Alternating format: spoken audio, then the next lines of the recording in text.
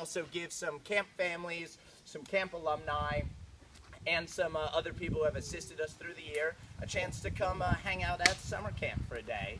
And today is a kind of special one because this is our official dedication for this new little amphitheater we've got on the lake here. If anybody can think back to the last time they sat here, if they sat here before, it is a notable improvement. From sight lines to benches not falling over to just kind of having another beautiful focal point to the facility. It kind of goes nice with the dining hall and the lake, and we just think it's going to become something that people really think about when they think about camp. So I want to kick it over to Jim to tell us a little bit about how getting 10 tiered benches along a lake like this takes about a decade. If any of you want to do it, I'd start thinking now because it won't be done until 2025. Well, back in about 2006, we were decided to rebuild the canoe racks that were sitting here. As a matter of fact, Kevin McCormick up there and Gus Weaver, keep calling him Winters, I don't know why. They decided to help me to build some canoe racks. Of course, it was like one of those, hey, you want to come on up here and help us out with a project? And then it got to be bigger and bigger. Ended up building 3 racks. So we had them all set up here, and I was like, you know, I looked over there, I'm like, this is a pretty nice spot. So we had a floating dock here. We put the canoe racks on the floating dock, canoed them over there, and that's where they lived over there. And then we made this into a campfire ring. It was a little tricky because we have a great and wonderful sense of tradition here. And at first people were like, you can't move that fire ring, it won't be the same. And we moved it, we changed how we did our ceremonies, did a lot of great things in opening ceremony and closing ceremony. And we also kept that fire ring. It's a very special place. If you have a chance to go up there, you'll see a clover. That's where we do our sacred honor camper ceremony. That's the only thing we do there. That is the heart of 4-H. That is that section is where we have children receive the award for head, heart, hands, and health. But the fire here, it's great. So when we got this going, I was like, oh, we're going to build benches, we're going to do all this stuff, and then all this other stuff started happening. Then Vespers Island got changed. And I don't know if you remember, with the benches there used to be concrete blocks, and then they had these boards that went like this. And we changed that, and I thought, oh, that would be great here. And then it kind of got held off. And fortunately, once I got an actual program director that was excited about being here and putting a lot of energy and effort into it, in that track, and being able to take a lot of time and effort and a lot of weight off my shoulders and working a lot with getting kids to come here. By the way, we hit over 900 kids, just throwing that out there. Roll back your way. You guys But because that happened, we were able to do this project, bring this in here. Yeah, I remember the first time Jim told me about his dream for this project. It was probably about 4 opening campfires ago.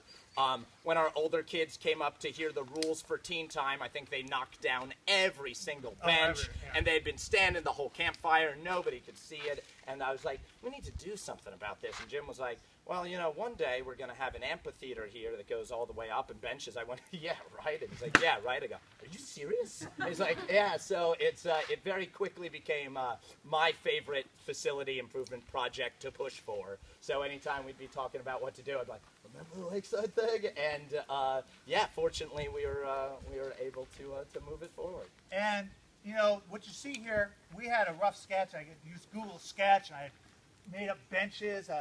Taken 2x4 templates and had it all worked out, and it looked really cool. But what is here exceeds even my broadest imagination, because it was a vision of someone here. I'll let you. Yeah. So like anything at camp, there's a lot that goes into things, and we kind of started working on this in-house, and having Joe and Jeff. Where is Jeff? There he is. Started laying the foundation for everything. And I don't know if you guys have ever tried to keep a 65-year-old camp running with like 2 guys.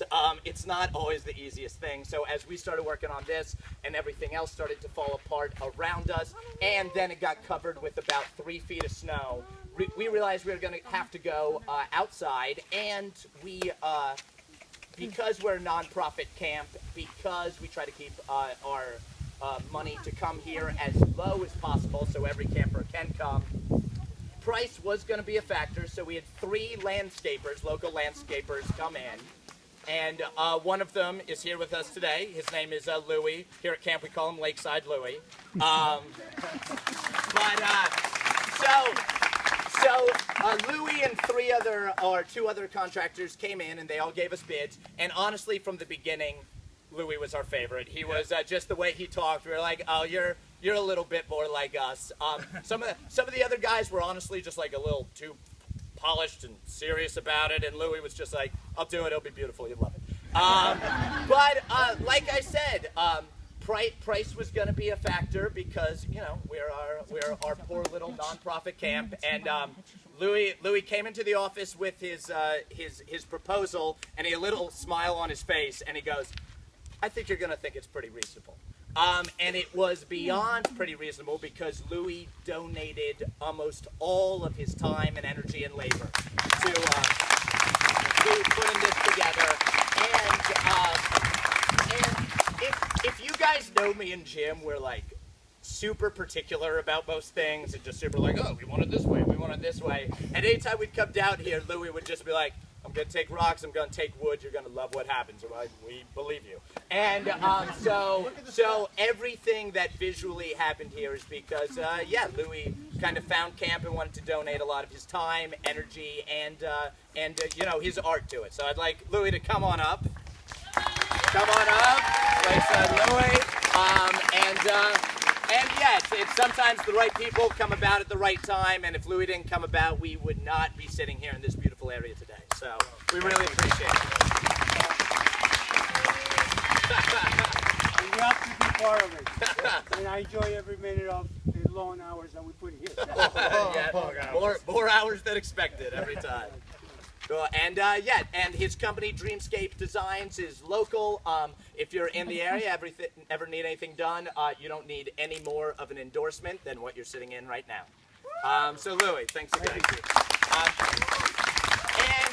And a kind of final point, you'll notice there's a lot of areas around camp that are named after an individual person. But what we're kind of excited about for the dedication of this is I think it goes to be a little bit more about what camp's actually about. There's usually not one person behind an area, one person behind a thing, but many, many, many people go into making camp. So you'll see the first 5 rows of benches here. We have different plaques. All of these represent a $400 donation to this project.